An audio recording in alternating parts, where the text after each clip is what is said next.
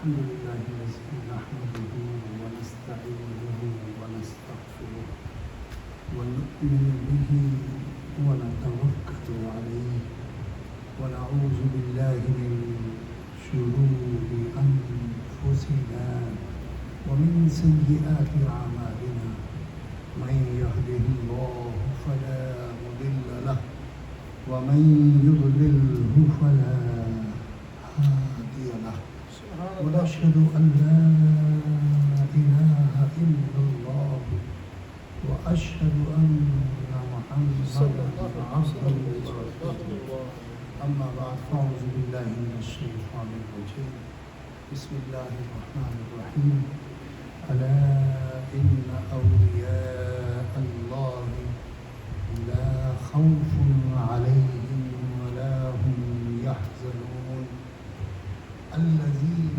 آمنوا وكانوا يتقون لهم البشرى في الحياة الدنيا سبحان الله وفي الآخرة سبحان الله أولئك هم المهتدون سبحان الله صدق الله مولانا العظيم وقال الله تبارك وتعالى في مقام آخر أولئك كتب سبحان في قلوبهم الإيمان وأيدهم بروح منه سبحان الله صدق الله مولانا العظيم وصدق رسوله النبي الكريم والصلاة والسلام على سيد الأنبياء والمرسلين سبحان وعلى آله وأصحابه وأزواجه وأمته أجمعين الصلاة والسلام عليك يا سيدي يا رسول الله الصلاة والسلام عليك يا سيدي يا رحمة للعالمين الصلاة والسلام عليك يا شفيع المذنبين سبحان الله حمد و صلاة کے بعد میں بالکل حقیقتاً عرض کر رہا ہوں کہ میں اپنی مرضی سے نہیں آیا یہاں آج. میں کل نیو یارک آیا تھا اور پرسوں میں پاکستان سے پہنچا ہوں اور کل ہی میں نیو جرسی سے نیو یارک سلسلے میں حاضر ہوا اور کل ہی میری واپسی تھی.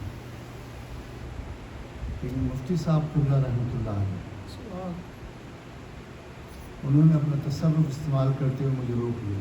سبحان میں سمجھ گیا کہ یہ مفتی صاحب کی دھرتی ہے، مفتی صاحب کا ہی عمل دخل ہے. کہ میں نے صاحبزادہ صاحب سے اجازت لی کہ یہ میرے ساتھ ہوا، اب تو مجھے حاضری دینی ہے تو آپ مجھے اجازت دیں کہ مفتی صاحب کی مسند پہ میں حاضری دے سکوں. اور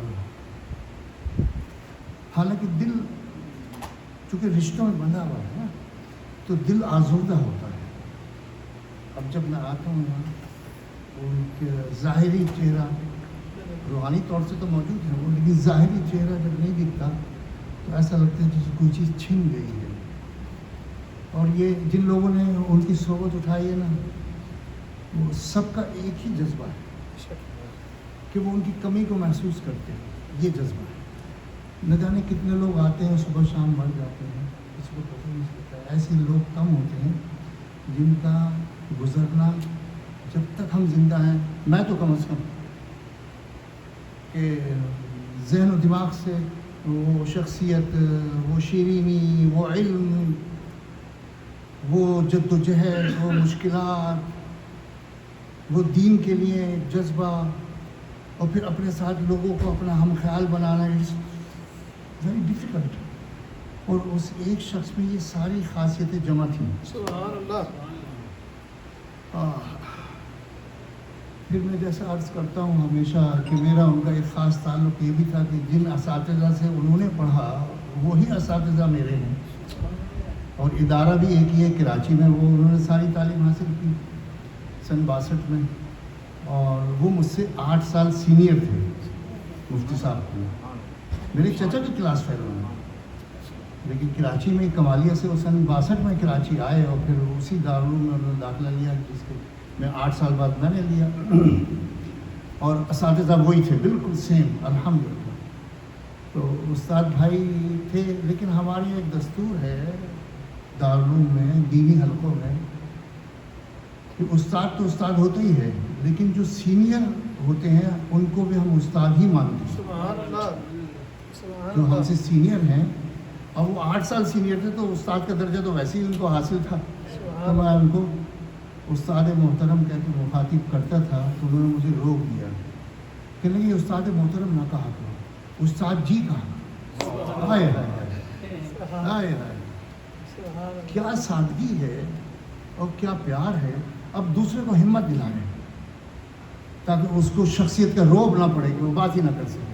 یہ ہوتی ہے خاص سائیکالوجی کہ سننے والے کو اپنے سے قریب کیا جائے تاکہ وہ آپ کی بات سن تو سکے نا. بے شک. وہ احترام کا جو ایک روب ہوتا ہے، اس سے بہت سی دفعہ ایسا ہوتا ہے کہ ہم سوال نہیں کر پاتے، اور اگر قربت ہو جائے تو بھی سوال کرنے کی جرت ہوتی سبحان ہے. اللہ. یہ مفتی صاحب میں خاصہ تھا، میں نے ان کو بہت کم دیکھا ہے، سبحان اللہ. بہت کم دیکھا ہے.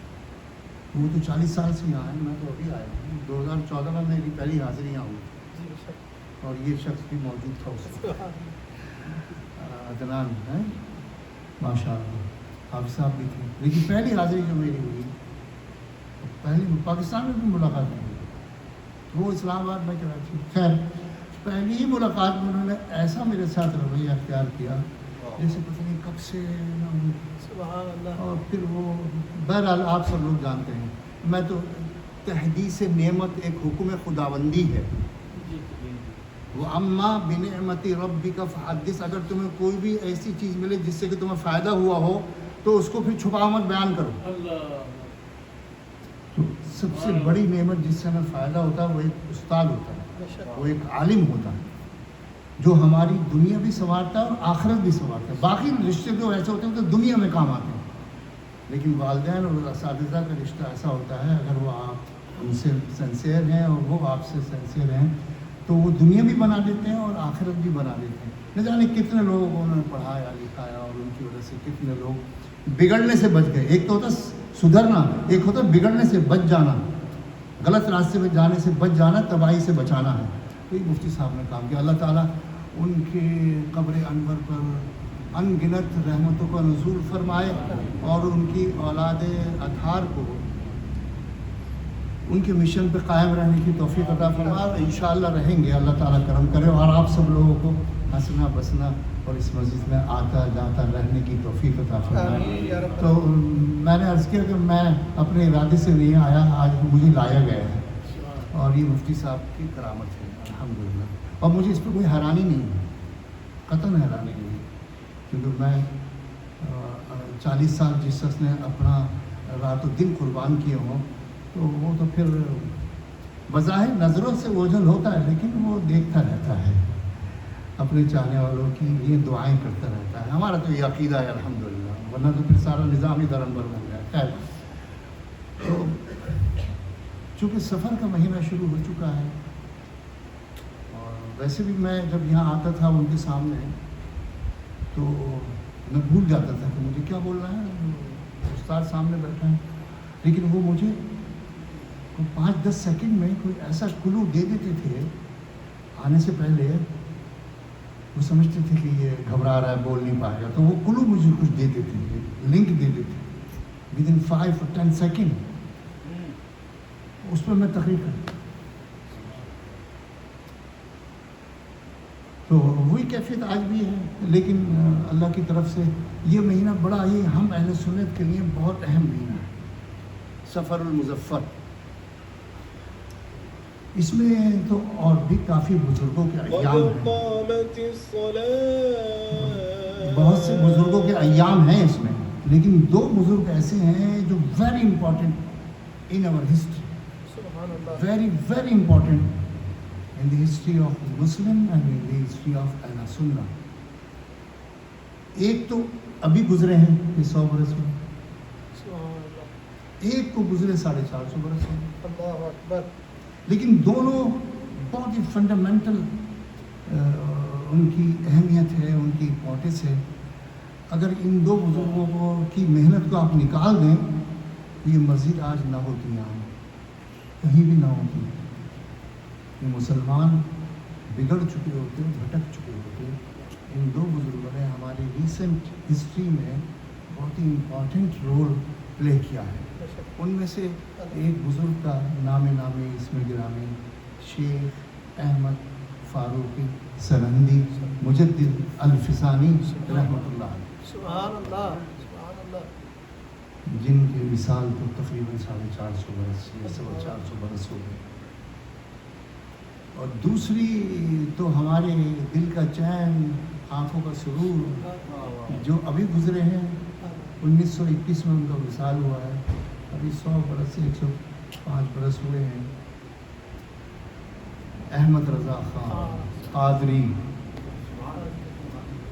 رحمۃ اللہ علیہ، سبحان جنہیں اللہ. فاضل بریلوی کے نام سے یاد کیا جاتا ہے. اور میرے ایک تعلق ہے، آج میں بیان دل چارہ بیان کر دوں. اعلیٰ حضرت کا گھر ہمارے پڑوس میں تھا، بے شک. بریلی میں. جی. اور میرے دادا کے والد اعلیٰ حضرت کے بالکل فیلو تھے، ہم عمر تھے، دوست تھے میرے دادا کے والد. اور اعلیٰ حضرت کی پیدائش ہے 1856 کی، میرے دادا کی پیدائش ہے 1877 کی. اس طرح میرے دادا کو براہ راست پڑوسی ہیں، تو 20 سال ملے اعلیٰ حضرت کے ساتھ. سبحان. تو خوب تربیت. اور ان دادا کی گود میں 9 سال کھیلا ہوں. سبحان.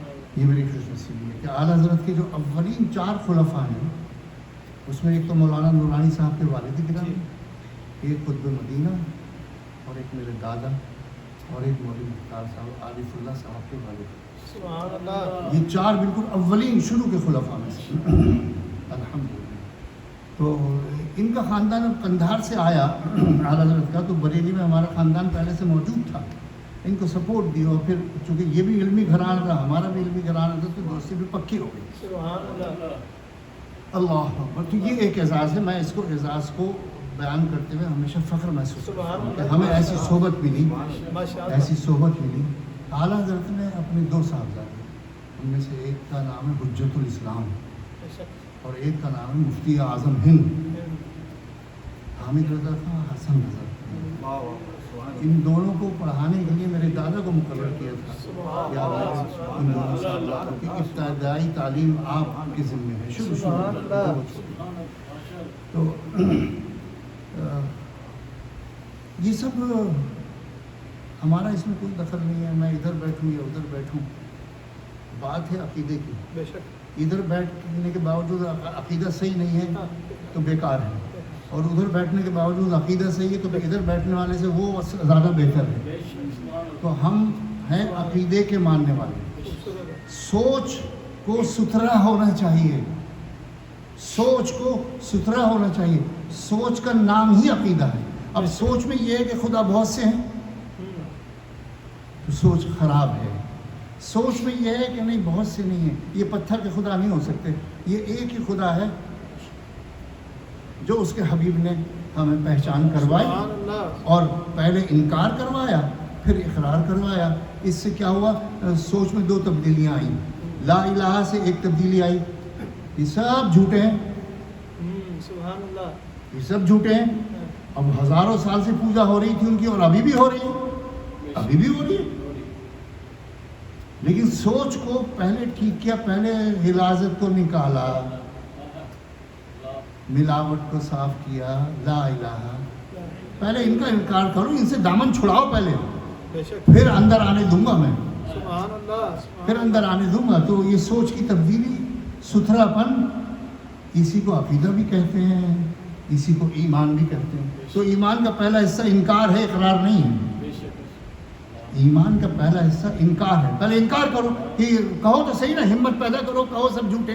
جن کو میں پوچھتا ہوں یہ اس لائق نہیں کہ ان کو خدا بنایا جائے، اللہ. ان کو معبود بنایا جائے، ان کے آگے جھکا جائے. نو نیور، یہ ہو ہی نہیں سکتا. پہلے یہ سکھایا، سبحان اللہ. پہلے یہ سکھایا.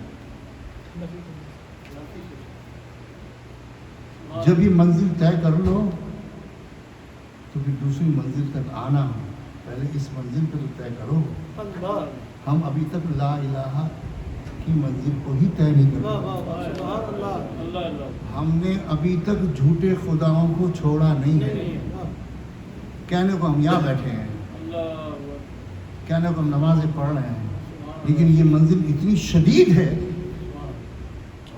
ये इल्लल्लाह की मंजिल से ज़्यादा मुश्किल मंजिल है सुभान अल्लाह कि हज़ारों बरस के खुदाओं से रिश्ते को तोड़ना अल्लाह और उनका इनकार करना, उनको डिस्कार्ड करना, उनको डिसोन करना है, बड़ी मुश्किल मंजिल है।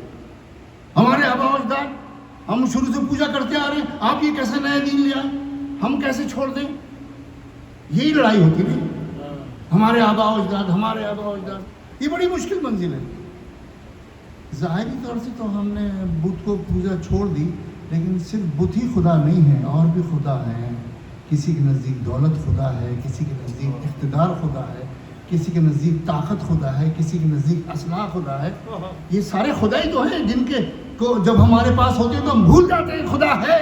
नहीं, मेरी ताकत है, तू जानता नहीं मुझे मेरे पास कितनी दौलत है, तू जानता नहीं है मैं कौन हूँ। ये खुदा अभी तक हमारे दिलों में है, ये बड़ी मुश्किल मंजिल है। तो ये बुजुर्ग जो है ना, जिनका जिक्र मैंने अभी किया, दो ही का जिक्र किया है तो बहुत, और कभी ज़माना खाली नहीं रहा सच्चे बुजुर्गों से।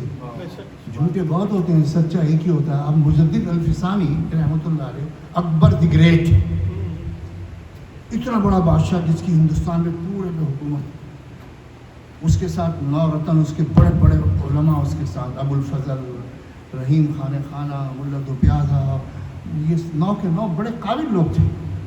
उसमें हिंदू भी थे, मुसलमान भी थे, उसकी ताकत पूरे हिंदुस्तान पे।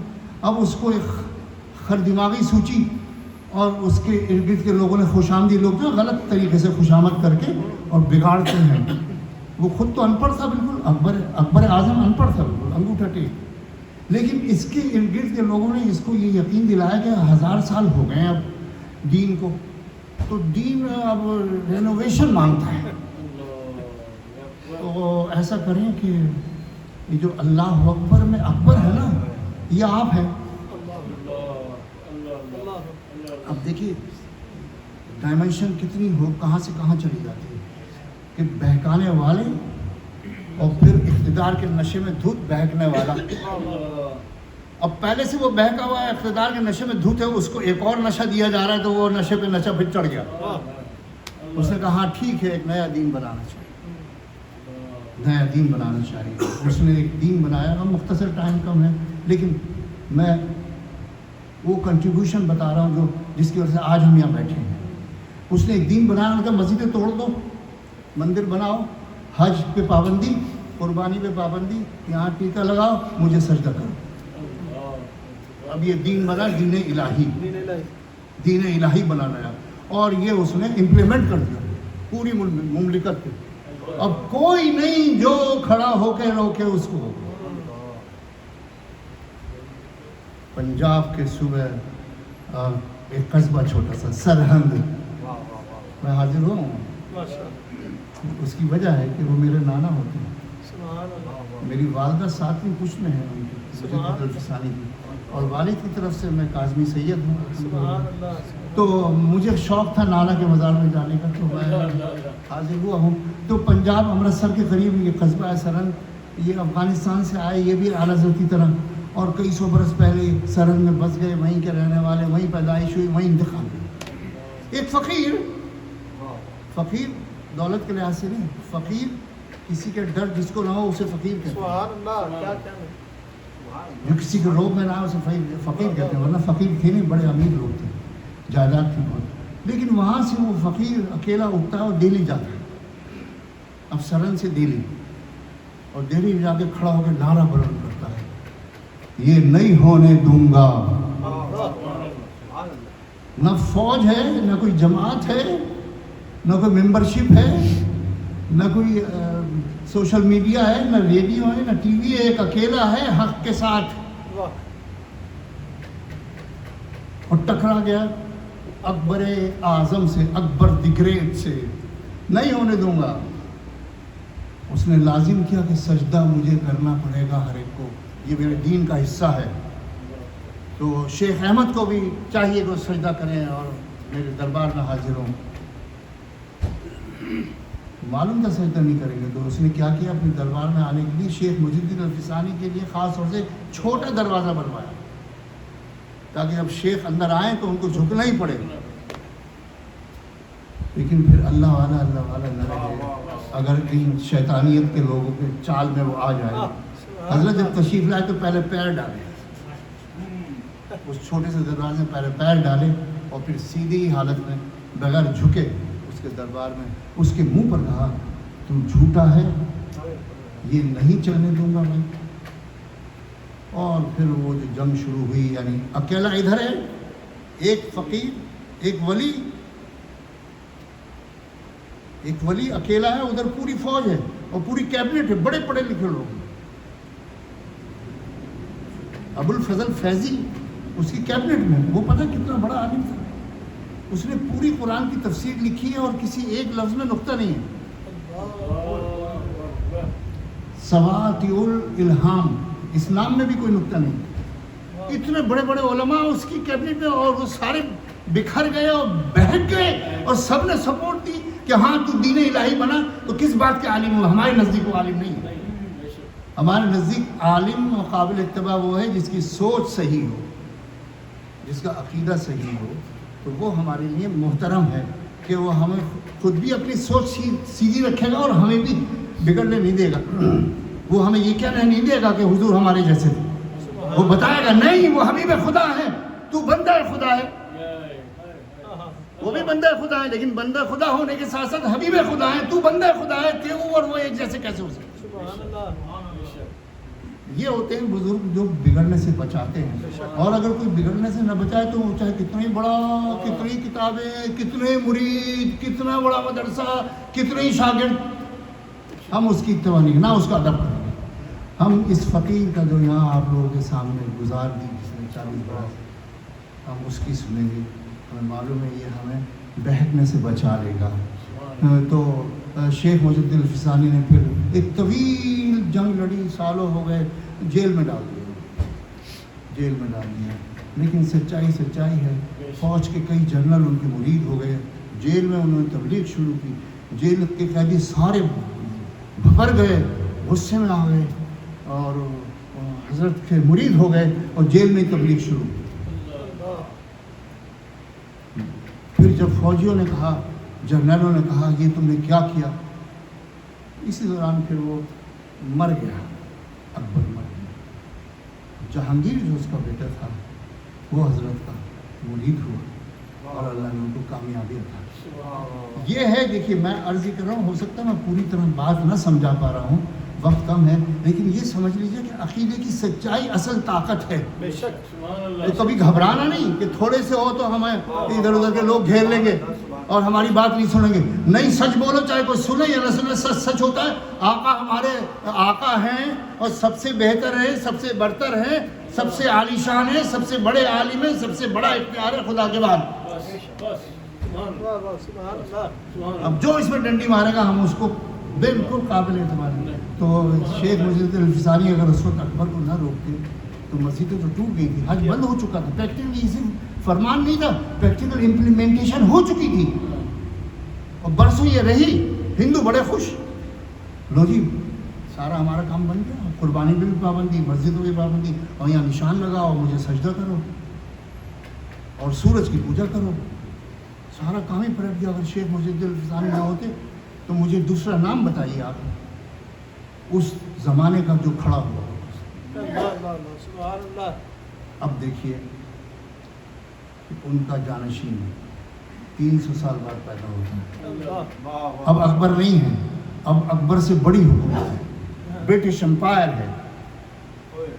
اب برٹش امپائر ہے ہندوستان پر قابض، اکبر سے بڑی حکومت ہے. انہوں نے پھر اس اسلامی رشتے کو کمزور کرنے کے لیے حضور کی ذات کو ڈسکس کیا. حضور کی ذات ڈسکس نہیں ہو سکتی.